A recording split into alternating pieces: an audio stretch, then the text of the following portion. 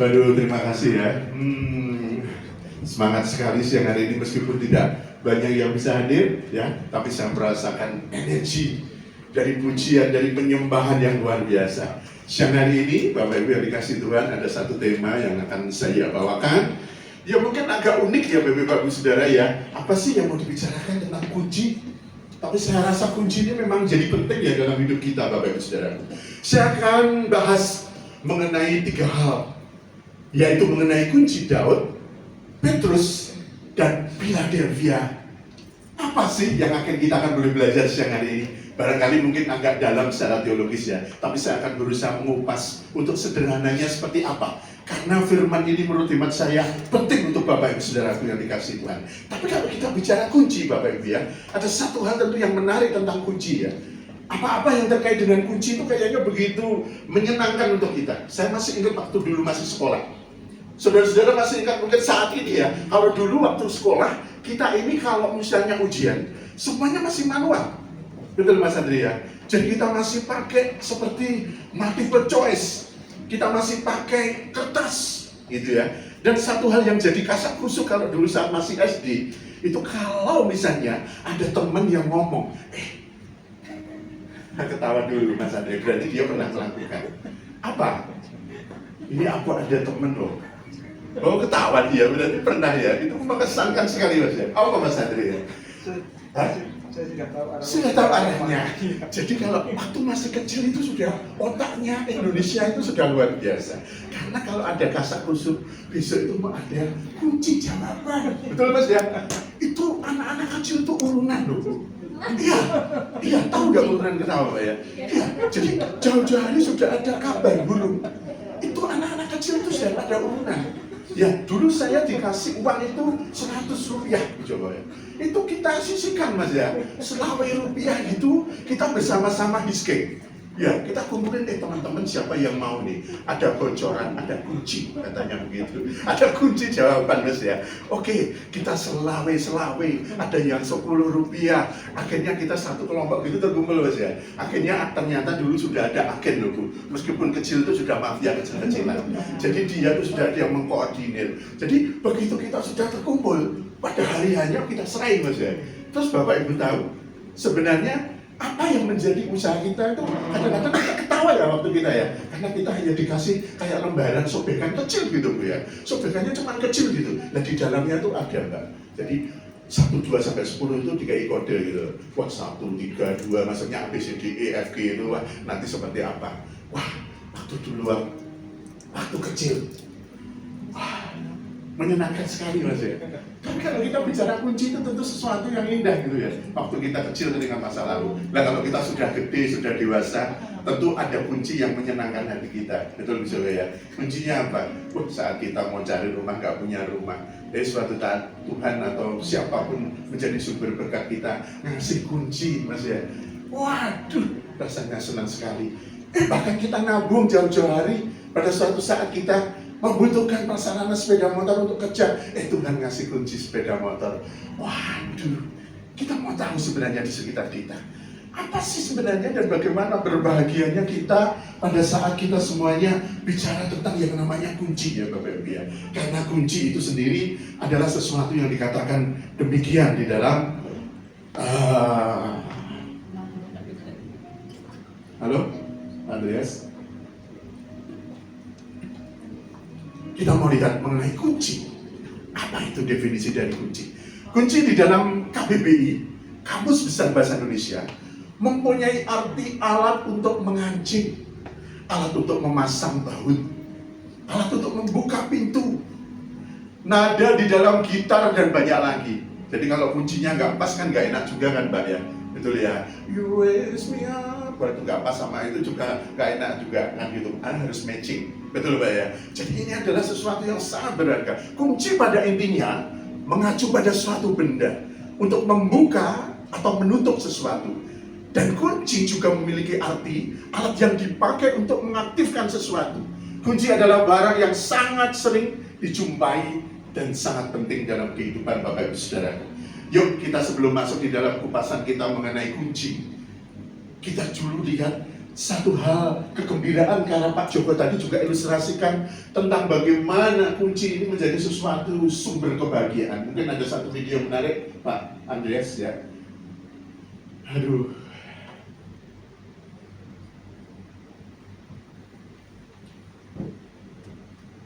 Jadi ini ada satu ilustrasi Bapak Ibu ya, sebuah keluarga kecil, dan keluarga ini bukan keluarga yang kaya ya.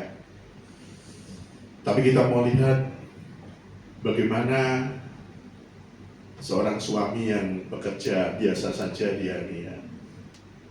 Nah, ceritanya dia ini mau kasih kejutan sama istri, sama anak. Dia katakan, kenapa nggak kerja?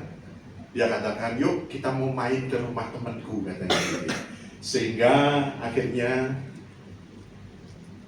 anak muda ini ngajak istrinya. Istri pergi dengan alasan hendak ke rumah temannya sambil merekam yang menyebut bahwa mereka akan ngevlog karena sang istri mau mengantar dirinya.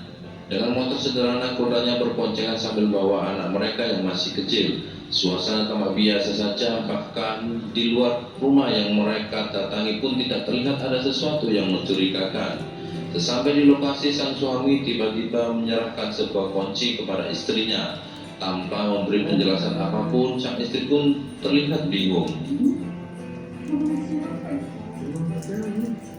Ya, saudara lihat kuncinya ya Bapak Ibu ya. Ya, dia juga nggak tahu. Jadi rumahnya siapa, untuk apa, bagaimana. Tapi kalau ini dia membuka pintu dengan kunci, ada satu hal yang berbeda dan harapan yang baru dan sukacita yang saudara Bapak Ibu lihat.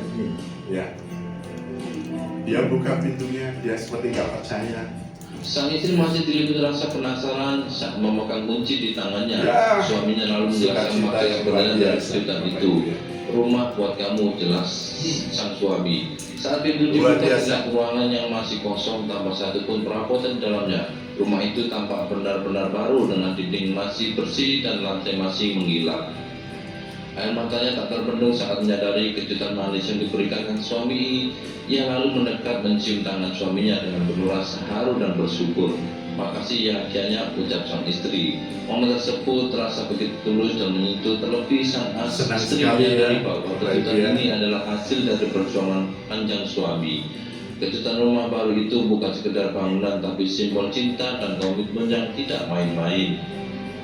Video ini langsung viral yang sudah ditonton lebih dari 11 juta kali dalam waktu hanya 3 hari sejak diunggah. Reaksi dari netizen pun bermunculan menyuarakan rasa haru dan kekaguman atas aksi romantis sang suami.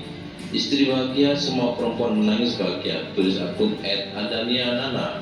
Sederhana tapi tak semua bisa orang melakukan. Video ini Aku sempat menang. viral Bapak Ibu Saudaraku ya, sempat ditonton oleh hampir 4 juta viewer. Wah, luar biasa ya. Padahal cuma sederhana, cuma seperti itu. Dan rumahnya pun juga bukan rumah yang mungkin ya maaf ya, bukan sesuatu yang mewah. Tapi Bapak Ibu Saudara, kita mau lihat hati yang benar-benar tulus, perjuangan seorang ayah, seorang pemuda yang sederhana menurut saya juga.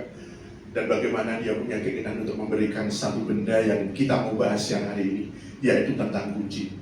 Kita mau percaya, apakah kunci yang kita lihat secara kasat mata? Apakah Tuhan juga memberikan kita kunci di dalam Alkitab yang saudara jadikan pegangan di dalam kehidupan? Karena ada banyak hal di dalam kehidupan kita yang misteri, amin Bapak Ibu. Kita nggak tahu jalan-jalannya Tuhan katanya ya, dan kemana Tuhan akan bawa hidup, tadi kesaksiannya Mbak Desi. Tapi siang hari ini saya mau katakan bahwa kita sudah diberikan kunci. Ada beberapa hal yang kita boleh kenal di dalam kunci. Next Pak Andreas. Alkitab membahas tentang 3 kunci. Jadi kalau saudara membaca Alkitab Perjanjian Lama dan Perjanjian Baru, ada 3 sumber dalam Alkitab yang berbicara tentang kunci ini. Yang pertama adalah kunci Daud. Jadi ada di dalam Yesaya 22 ayat 22. Berarti itu sudah sejak sumbernya dari Perjanjian Lama, dan kita akan baca ya. Kemudian yang kedua kunci Petrus. Jadi mungkin ayatnya cukup kita kenal, tapi mungkin pemahamannya saja yang mungkin Bapak Ibu masih perlu untuk kita bisa bahas sederhana. Yang ketiga adalah yang terakhir, ini adalah kunci akhir zaman, yaitu kunci Philadelphia. Ini ada dalam kitab Wahyu, ya. Ayatnya yang ketiga, pasal ketiga, ayatnya yang ke-7. Ini adalah nanti bicara tentang eskatologis atau nanti tentang akhir zaman. Tapi kita nanti boleh juga akan melihat. Bapak Ibu, yang pertama adalah tentang kunci Daud. Di mana sih kita melihat kalau di Alkitab kita sebagai anak Tuhan ini juga hidup diberikan kunci. Karena banyak hal di dunia ini yang kita pastikan kita tidak akan mampu untuk membuka. Betul ya? Dan apalagi juga kita nggak mampu juga untuk menutup. Kunci Daud ini pertama kali muncul dalam kitab Nabi Yesaya yang menyatakan demikian. Bapak Ibu silahkan dibuka. Ya, kita boleh belajar sama-sama. Yesaya 22 ayat 22 dikatakan, dan kunci rumah Daud akan kuletakkan di atas bahunya. Maka ia akan membuka, dan saudara perhatikan Bapak Ibu, dan tidak ada yang dapat menutup. Ada otoritas ya. Dan ia akan menutup, dan tidak ada yang dapat membuka. Berarti otoritasnya luar biasa. Ini bicara tentang apa? Yuk kita akan belajar di dalam sumber perjanjian lama ini. Pak Andreas, mohon Bapak Ibu juga membuka. Ini adalah lengkapnya di dalam Yesaya 22 ayat 15 sampai dengan 22. Kita akan belajar mulai dari ayat 15 sampai 22. Kita akan belajar mulai pasal 15-nya Pak Andreas, ayat 15. Kita akan pelan-pelan Bapak Ibu, dasarnya apa? Ini konteksnya apa secara Alkitabiah? Karena kalau kita tidak belajar membuka tentang konteks, maka kita jadi nggak tahu dalam sepotong-sepotong. Kita akan renungkan di dalam Yesaya 22 ayat 15. Beginilah firman Tuhan, Tuhan semesta alam. Mari pergilah kepada kepala istana ini, kepada Sebna yang mengurus istana, dan katakan. Bapak Ibu, sebelum saya lanjut, Sebna ini hidup pada saat Raja Ahazia. Ya, Raja Ahazia, dan dia adalah putra dari seorang raja yang sangat legendaris jahatnya, namanya Raja Ahaz. Tetapi Bapak Ibu tahu kuasa Tuhan, kita boleh mengenal yang namanya Ahazia dikenal sebagai raja yang paling legendaris karena dia yang paling berjasa menjauhkan kehidupan berhala di Israel, dan dia adalah raja yang sangat dikasihi Tuhan sesudah jauh. Jadi ini kita ya, katakan demikian ayat 16. Ada apamu dan siapamu di sini? Maka engkau menggali kubur bagimu di sini. Hai yang menggali kuburnya di tempat tinggi, yang memahat kediaman baginya di bukit batu. Ini perkataan Yesaya kepada Sebna ya. Sebna adalah seorang petinggi, seorang bendahara yang menguasai seluruh rumah kerajaan Raja Asia. Dikatakan lebih lanjut, sesungguhnya ya, Tuhan akan melontarkan engkau jauh-jauh. Hai orang, Dia, Tuhan, akan memegang engkau dengan kuat-kuat. Jadi konteksnya ya, 18. Dan menggulung engkau, Sebna, ya, keras-keras. Jadi ini suatu hardikan yang tajam, ya, suatu peringatan yang keras untuk Sebna dari Yesaya. Menjadi suatu gulungan dan menggulingkan engkau seperti bola ke tanah yang luas. Disitulah engkau akan mati. Wah, ini ya nubuatnya. Dan disitulah akan tinggal kereta-kereta kemuliaanmu, karena dia ini memelihara kemewahan hidupnya dengan membeli dan korupsi, dan dia membeli kemewahan dengan kereta-kereta. Dan hai engkau yang memalukan keluarga tuanmu, keluarga raja dari Asia. Ayat 19 katakan, aku Tuhan akan melemparkan engkau, Sebna ya, dari jabatanmu dan dari pangkatmu, engkau akan dijatuhkan. Ayat 20-nya. Maka pada waktu itu, ini Bapak Ibu ya, penggantinya dari Sebna ya, dikatakan, aku Tuhan akan memanggil, nah ini, hambaku. Ini adalah merupakan perwujudan Tuhan Yesus pada saat perjanjian lama. Namanya adalah Eliakim, dikatakan ya, memanggil hambaku Eliakim bin Hilkiah, seseorang pejabat yang namanya Al-Hakim, yang nanti menggantikan pejabat dia, dan dia adalah anak dari Hilkiah. Next, 21. Aku akan mengenakan jubahmu kepadanya, kehormatannya, jabatannya, kebanggaannya, apa yang menjadi kekuasaan dan otoritasnya untuk membuka setiap ruangan raja dan menyatakan iya atau tidak untuk mengeluarkan barang apapun itu, dan ikat pinggangmu, segala sesuatu yang dia punya akan kuikatkan kepadanya, dan kekuasaanmu akan kuberikan ke tangannya. Maka ia akan menjadi, ini Bapak, menjadi Tuhan, menjadi Bapa. Berarti di situ kalau hamba ini dikatakan menjadi Bapa, seorang pengurus yang penuh kasih, yang sangat bertanggung jawab. Dikatakan bagi penduduk Yerusalem dan bagi kaum Yehuda. Ini ayat yang terakhir yang konteksnya menuju ke kunci Daud. Bapak Ibu ya, ditemukannya di sini. Aku akan di sini, ya, menaruh kunci rumah Daud ke atas bahunya. Apabila Eliakim membuka suatu pintu, suatu tempat, suatu brankas, suatu gudang kekayaan, sesuatu yang menjadi berkat untuk Yerusalem dan seluruh rakyat, tidak ada yang dapat menutup. Luar biasa ya. Apabila Eliakim menutup, tidak ada yang dapat membuka. Artinya apa? Kunci daripada yang diberikan Daud ini adalah memberikan otoritas. Jadi sebelumnya ada seorang pejabat yang menguasai seluruh ruangan istana, yang isinya adalah harta benda dan segala sesuatu itu, yang begitu mulia dan tidak sembarang orang bisa masuk. Mungkin bisa menikmati perjamuan atau barang tertentu. Tapi Sebna karena dia diberikan kunci saat itu, dia bisa memberikannya dan tidak memberikannya. Saat Eliakim kemudian menggantikan dia, maka pengertian di sini adalah Eliakim ini dipanggil sebagai hambaku. Berarti dia adalah orang yang lebih bertanggung jawab daripada Sebna.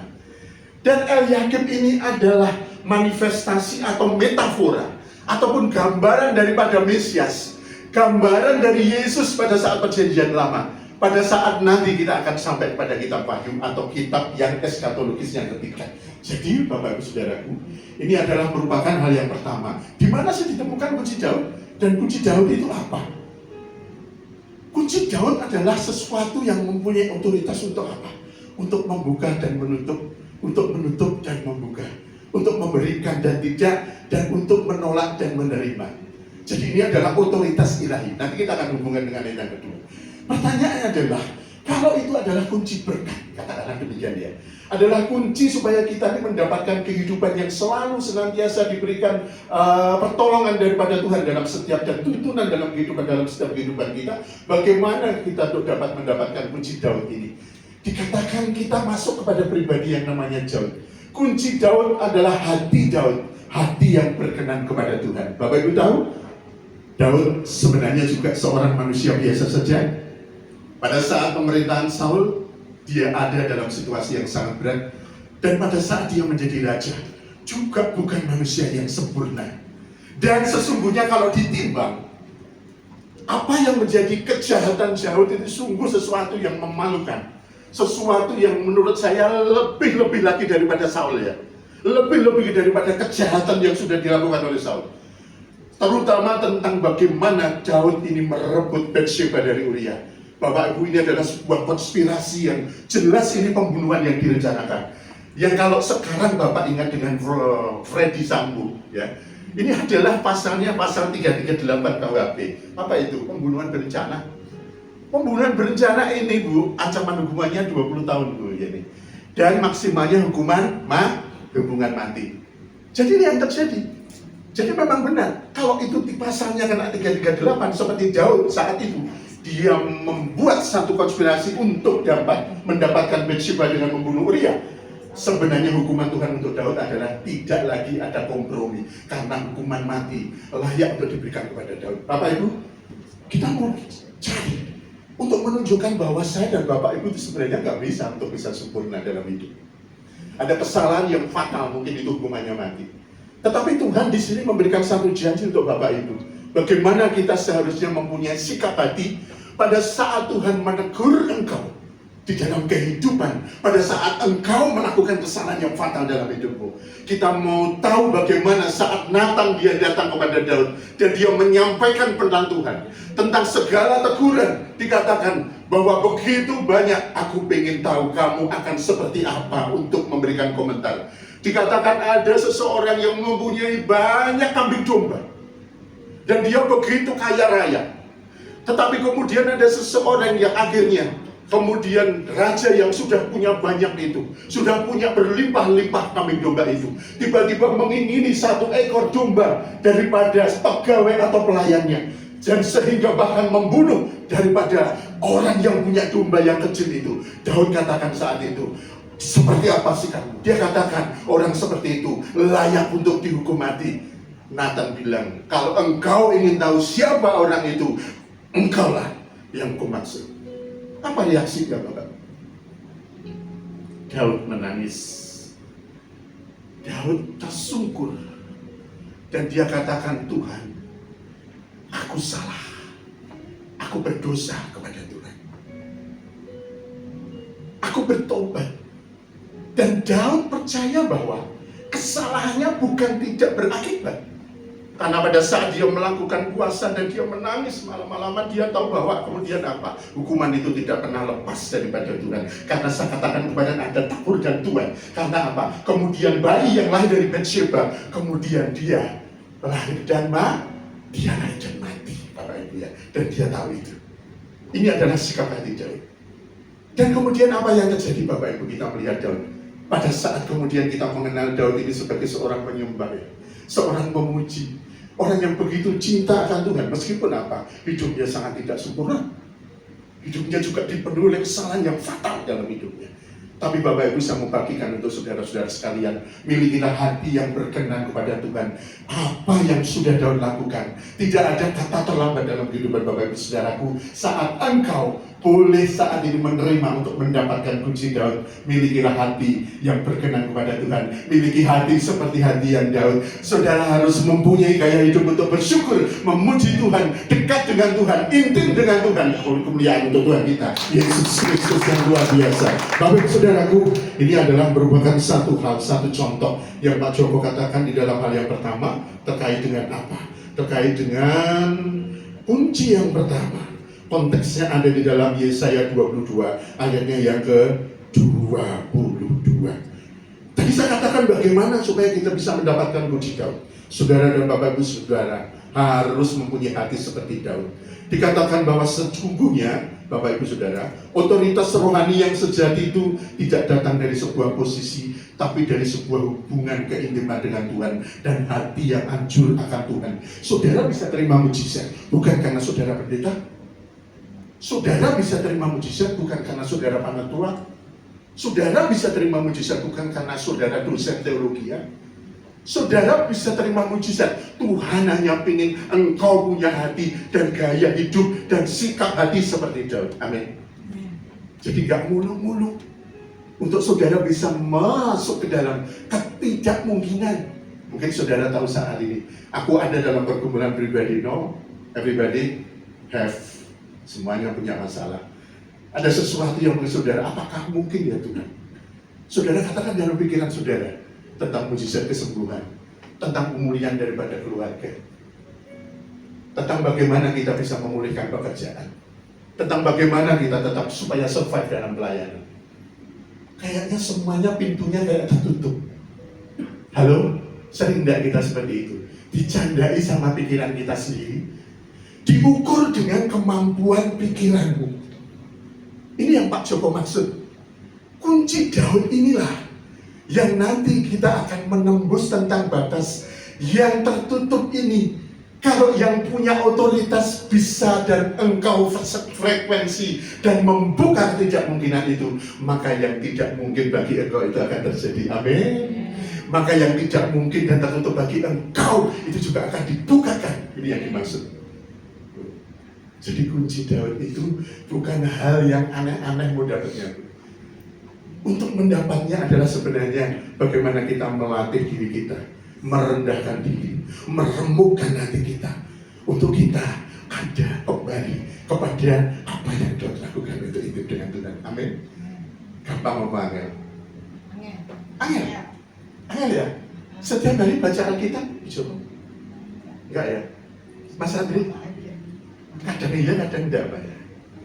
Selalu saya tanya, ini hal yang kecil loh, baca Alkitab tiap hari 2-3 ayat. Apakah engkau sudah mengerjakannya?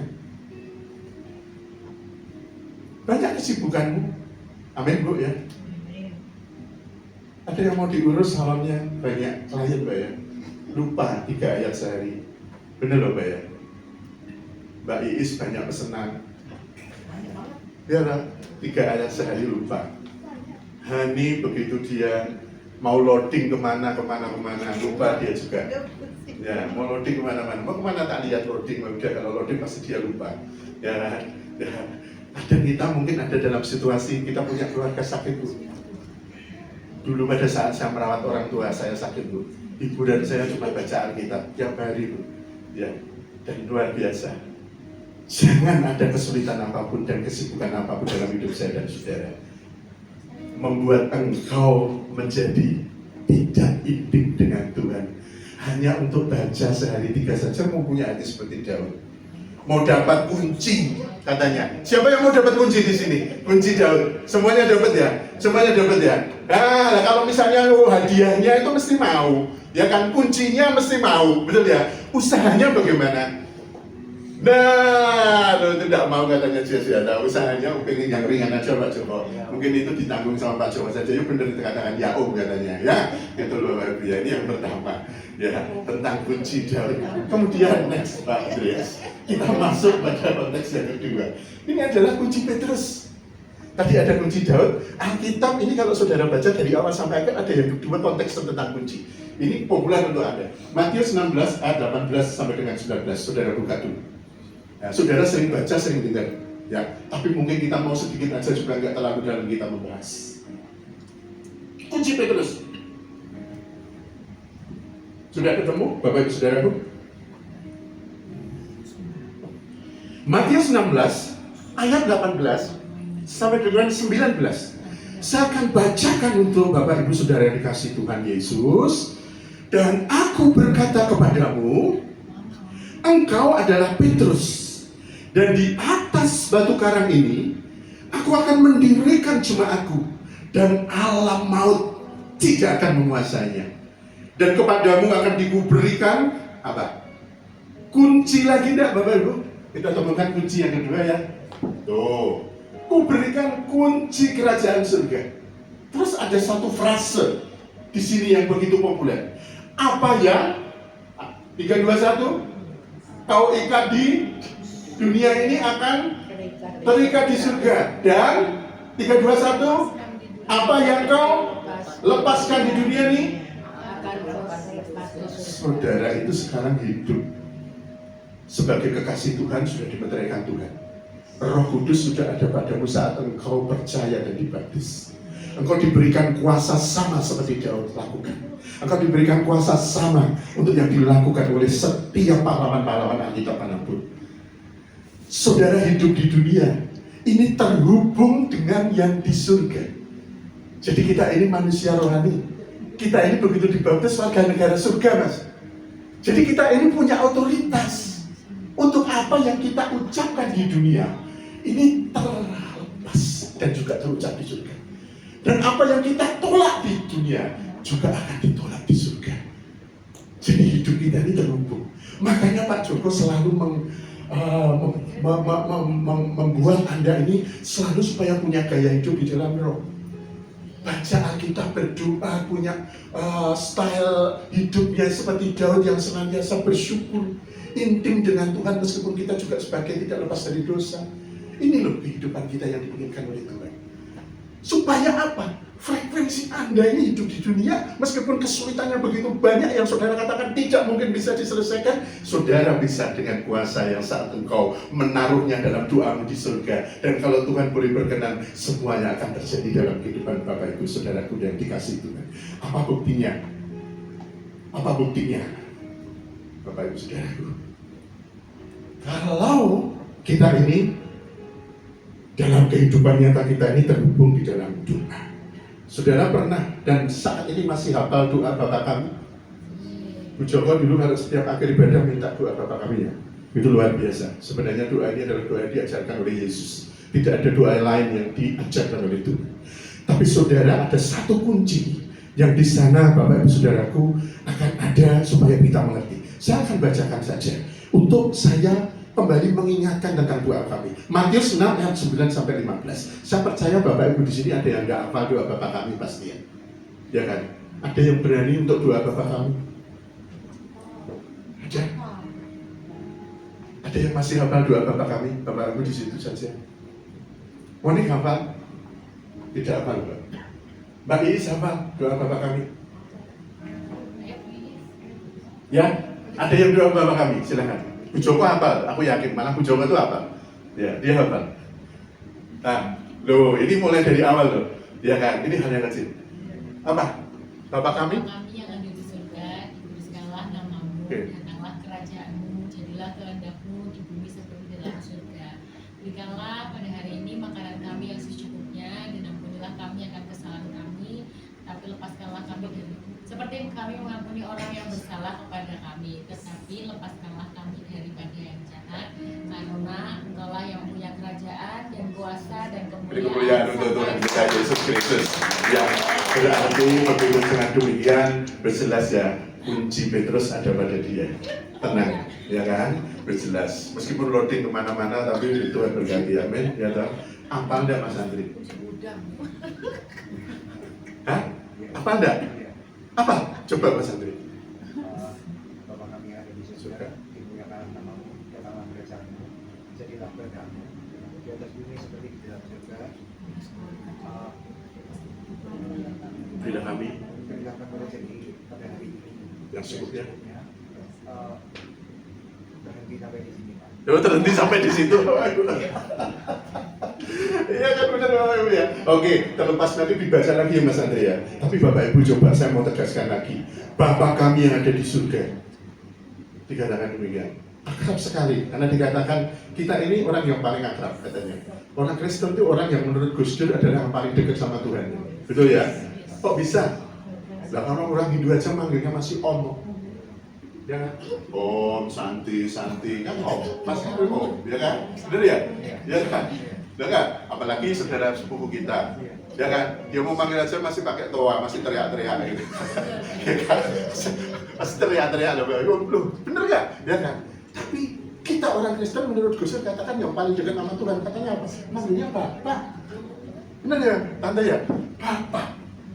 Bapak kami yang ada di surga. Betapa dekatnya dia dengan engkau yang Yesus ajarkan. Jadi sudah tidak lagi ada satu pembatas sebenarnya. Kalau hatimu itu seperti Daud, maka engkau sebenarnya panggil dia Bapak.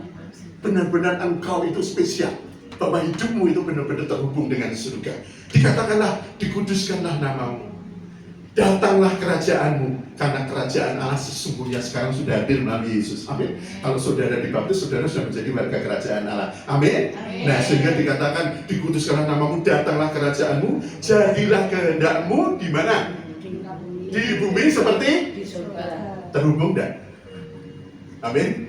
Berikanlah kami pada hari ini makanan kami yang secukupnya, dan ampunilah kami akan kesalahan kami, Mas, seperti kami juga mengampuni orang yang bersalah kepada kami. Dan janganlah membawa kami ke dalam pencobaan, tetapi lepaskanlah kami daripada yang jahat. Karena engkaulah yang mempunyai kerajaan dan kuasa dan kemuliaan sampai selama-lamanya. Bapak Ibu Saudara, ini adalah merupakan kunci Petrus.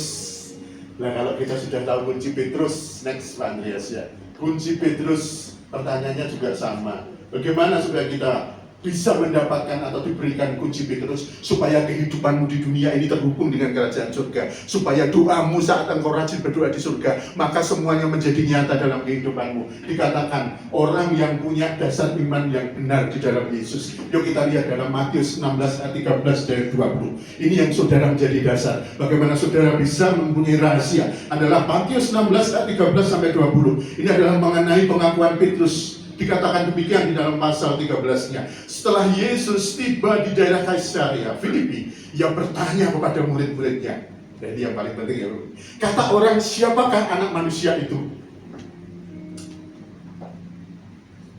Jawab mereka, ada yang mengatakan Yohanes Pembaptis, ada yang mengatakan Elia, dan ada pula yang mengatakan Yeremia atau salah seorang dari para nabi. 15, lalu Yesus bertanya kepada mereka, tetapi apakah kamu? Siapakah aku ini? Siapakah aku ini? Maka siapa yang menjawab spontan Bapak Ibu? Simon Petrus. Ya, muridnya banyak, yang di situ banyak orang. Yang langsung dia jawab. Maka jawab Simon Petrus, engkau adalah Mesias, Anak Allah yang hidup. Next Pak Andreas yang terakhir. Apa Tuhan katakan? Kata Yesus kepadanya, berbahagialah engkau Simon bin Yunus, sebab bukan manusia yang menyatakan itu kepadamu, melainkan Bapa-Ku yang di surga. Kalau saudara punya kesulitan dalam hidup, kalau saudara punya pergumulan dalam hidup, kalau saudara katakan hidup kok sedemikian berat, saya selama ini ada dalam kehidupan dalam Tuhan, tetapi mengapa ada sesuatu hal yang seperti ini dalam hidup? Saudara katakan sekarang, saya mau tanya, kalau saudara percaya sama Yesus, saya mau tanya, bagi saudara pribadi, siapakah Yesus itu? Siapa? Allah Bapa. Ibu percaya? Dia yang berkuasa, Bu. Apakah iman ibu boleh sama dengan Petrus? Bahwa dia adalah Mesias, anak Allah yang hidup. Dia bisa melakukan segalanya. Dia penguasa di bumi seperti di surga. Betul, Bu? Bahwa dia yang membuka di atas dan menutup tidak ada yang membuka. Dialah yang berkuasa di bumi seperti di sana surga.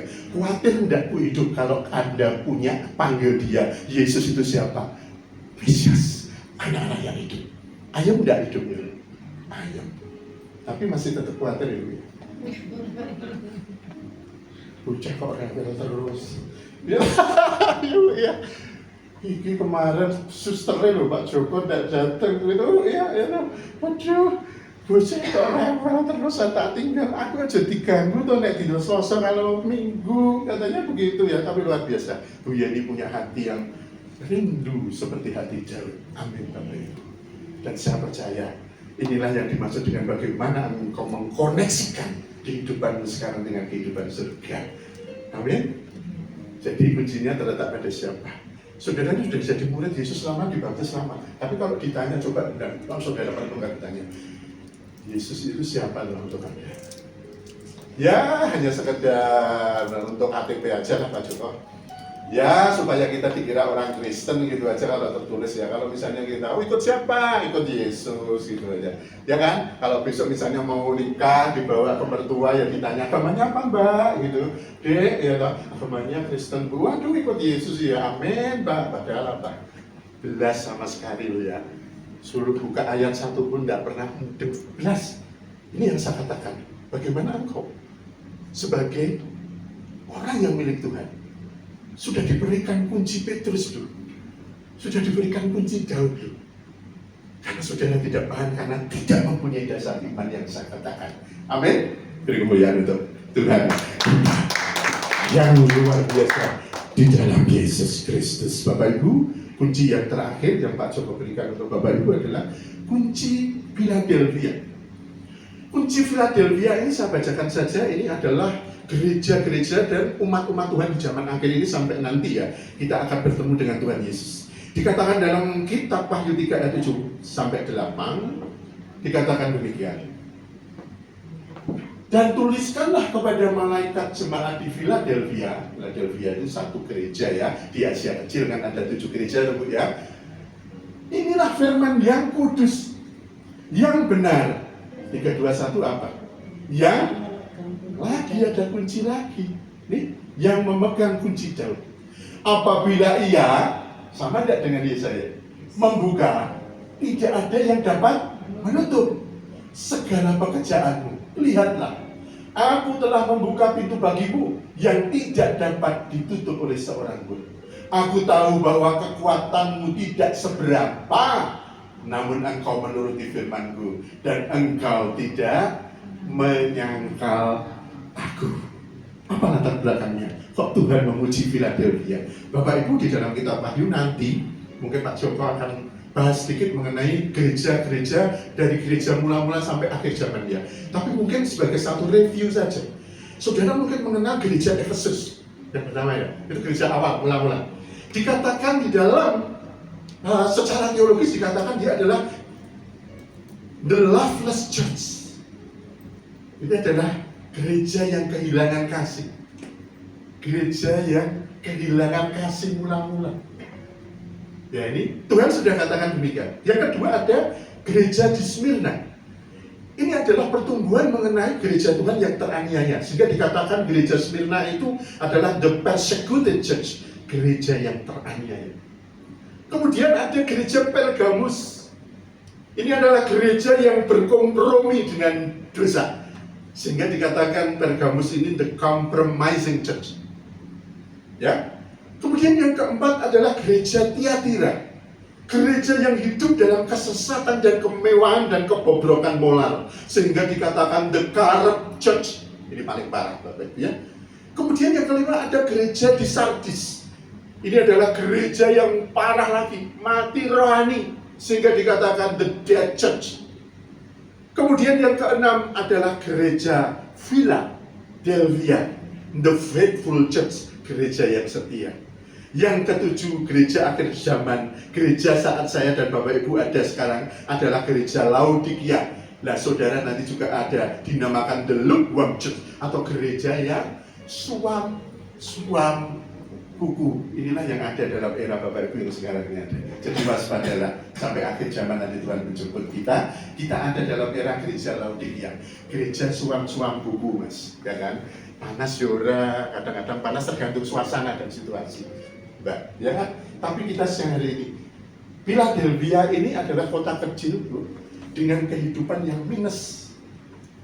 Mereka bukan gereja yang dipenuhi oleh pengusaha-pengusaha. Mereka semuanya terdiri dari orang-orang yang miskin sebenarnya ya, dengan latar belakang perekonomian yang terbatas. Tidak juga banyak orang yang pintar-pintar. Dan mereka adalah orang yang semuanya serba terbatas. Tapi Tuhan itu mau ingatkan, kalau saudara lemah dalam hal apapun, kecil dalam apapun, justru itulah yang Tuhan mau temukan. Kenapa? Aku tahu bahwa kekuatanmu tidak seberapa. Namun apa yang Tuhan hargai untuk saya dan Bapak Ibu yang kalau kekuatan kita nggak seberapa? Namun engkau menuruti firman-Ku, dan engkau tidak gereja yang setia, Mas. Seperti kita persekutuan yang kecil saat ini, kita tetap bersekutu bersama untuk belajar dan setia, untuk kita bisa bertumbuh bersama. Saya sebagai gembala bukan karena masalah yang hadir mau 120, 1000 atau 3000. Saya sungguh bersuka cita. Karena apa? Tuhan memberikan satu pekerjaan yang Tuhan memang izinkan. Karena saya percaya dalam doa saya bahwa pada suatu saat yang terikat di surga, bahwa gereja ini akan menjadi gereja yang besar. Kalau saudara terus berdoa untuk saya, saudara bantu senantiasa untuk juga selalu berdoa, Mbak. Maka dikatakan apa yang kita kerjakan dan terjadi di surga, sudah channel di surga, tinggal menunggu waktu, bekerja sama dengan iman saya dan Bapak Ibu Saudara, semuanya akan diwujudkan. Kita bergumul, Tuhan, kapan kita mau punya gereja sendiri? Amin, Mas. Joko, semua persekutuan doa wanita yang sangat akan menjadi fondasi daripada gereja ini, terus memberikan kekuatan. Jangan engkau katakan engkau kecil. Jangan engkau katakan engkau hanya 3, 4, 5, 6 orang. Tuhan tidak butuh banyak orang, Pak. Karena 1, 2 orang bersepakat dan berkumpul, maka Tuhan itu hadir. Amin. Jadi gak perlu banyak orang seperti kakak ribuan baru dikasih gereja, enggak. Ya, semua mengalir karena apa? Apa yang kau doakan di dalam ketulusan dan keterbatasanmu. Pada suatu saat, saya percaya, Pak Joko percaya, bekerja sama dengan imanku dan Bapak Ibu Saudaraku, Tuhan akan hadirkan gereja ini punya gedung yang baru, punya tempat yang baru. Kita boleh bangun, dan semuanya yang untuk kemuliaan nama Tuhan saja, dan kemuliaan untuk Tuhan kita Yesus Kristus. Bapak Ibu, itu yang saya maksudnya. Sehingga kita sampai pada satu kesimpulan, Bapak Ibu, siang hari ini.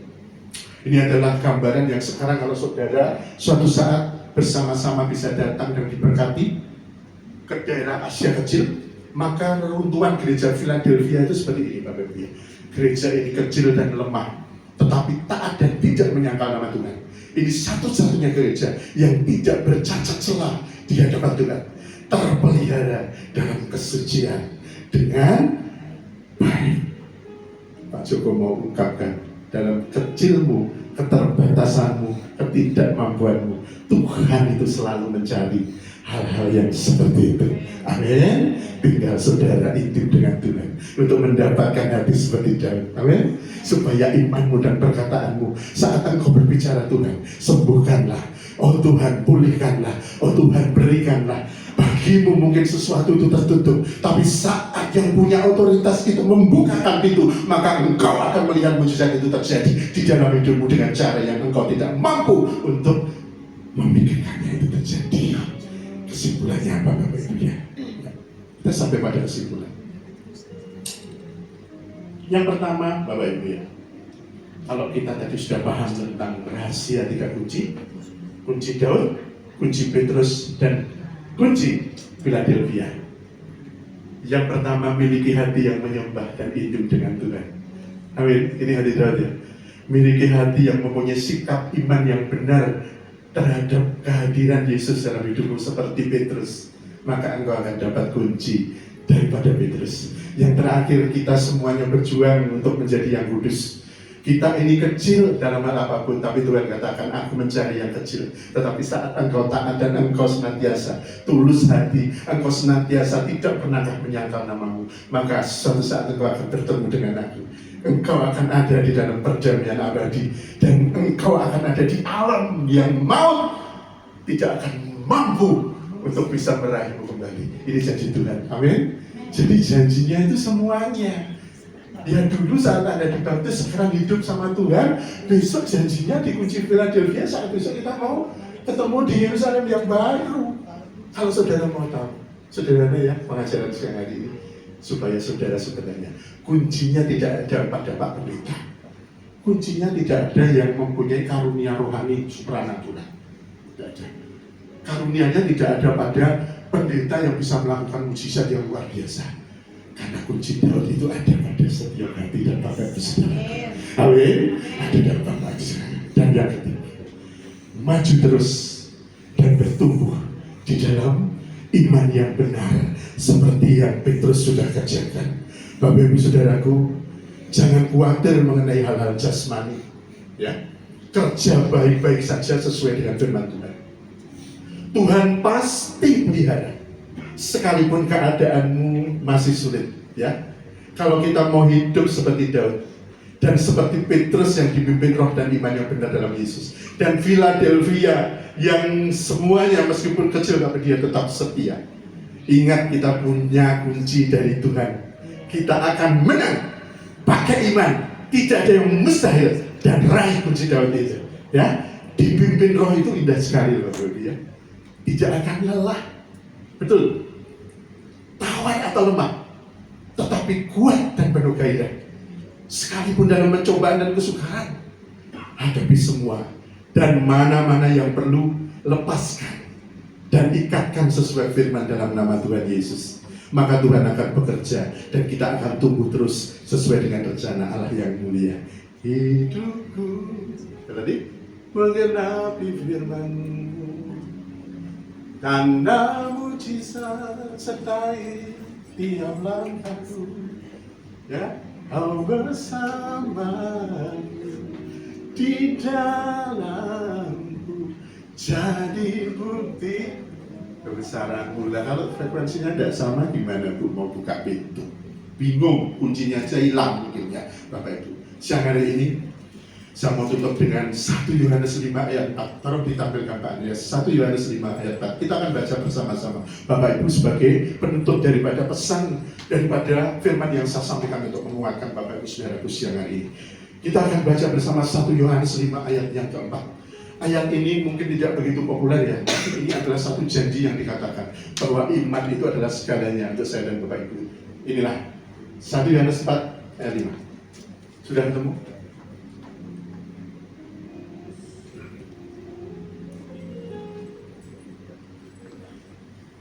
Sudah tahu ya Bapak Ibu ya, pesan dari firman siang hari ini saya sederhanakan. Ini tidak kuliah teologi ya, tapi memang ini penting Mbak untuk supaya Bapak Ibu saudara tahu dalam kapasitas. Ketemu Pak Andreas? Nggak mau jalan ya.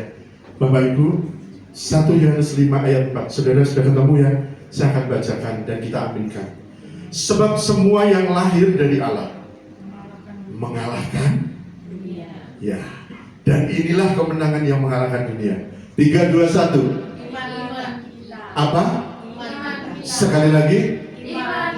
Beri kemuliaan untuk Tuhan kita Yesus Kristus. Mari kita akan berdoa, kita akan tunduk kepala. Tuhan Yesus, Engkau luar biasa. Hari ini Bapa kami yang di surga, dikuduskanlah namamu, datanglah kerajaanmu. Jadilah kehendak-Mu di bumi seperti di dalam surga. Kiranya Tuhan pada siang hari ini, berikanlah kami pada hari ini makanan kami yang secukupnya, dan ampunilah kami akan kesalahan kami, seperti kami juga mengampuni orang yang bersalah kepada kami. Dan janganlah membawa kami ke dalam pencobaan, tetapi lepaskanlah kami daripada yang jahat. Karena Engkau lah yang mempunyai kuasa jahat dan kuasa dan kemuliaan sampai selama-lamanya. Siang hari ini Bapa, menerkalah kebenaran firman-Mu. Hamba-Mu menyampaikan ada 3 kunci yang telah Tuhan berikan di dalam Alkitab milik-Mu. Bukti kasih-Mu kepada setiap telinga yang mendengar. Dan biarlah mereka yang bertelinga mendengar siang hari ini bahwa Engkau telah memberikan kunci Daud, bahwa Engkau juga akan memberikan kunci Petrus. Dan pada akhir zaman nanti Tuhan akan memberikan kunci Philadelphia untuk kami semuanya boleh ada sebagai jemaat Kristus yang telah dibangun dari atas yang Petrus lakukan. Kami percaya Bapak, kami pun juga mempunyai hak untuk apa yang saat ini menjadi sesuatu yang menjadi berkat dari kehidupan Daud, menjadi sesuatu di mana Petrus dipilih oleh Tuhan untuk mendirikan gerejanya Tuhan di atas batu karang yang teguh, di atas iman di dalam Yesus Kristus. Dan Tuhan berjanji bahwa alam maut tidak akan pernah menguasai kami. Kami percaya Tuhan siang hari ini meteraikanlah Tuhan kebenaran firman-Mu pada hati setiap jemaat-Mu ini presenter siang hari ini, supaya mereka tidak takut untuk tetap hidup di dalam Tuhan. Pada saat mereka semuanya dapat hidup di bumi seperti di dalam surga, mereka seperti Daud yang memiliki hati yang dikenal Tuhan, yang dipimpin roh seperti Petrus, dan senantiasa untuk hidup tidak bercacat celah seperti Philadelphia. Kami akan maju terus bertumbuh di dalam iman Bapa, karena kami percaya sebab semua yang lahir dari Allah mengalahkan dunia, dan inilah kemenangan yang mengalahkan dunia, iman kami semuanya di dalam Yesus Kristus. Terima kasih Tuhan, ampuni segala kekurangan dari hamba-Mu, meteraikanlah dan lengkapilah di dalam kebenaran kuasa Roh Kudus dalam setiap hati umat jemaat-Mu siang hari ini yang mendengar, menjadi sumber kekuatan mereka untuk menemukan kunci yang saat ini mereka butuhkan untuk hidup di dalam Kristus. Di dalam nama di atas segala nama, nama Bapa, Putra dan Roh Kudus, hamba-Mu ini sudah berdoa dan mengucap syukur. Saudara yang diberkati dengan firman hari ini, katakan dengan iman, Bapak Ibu. Amin. Amin. Amin.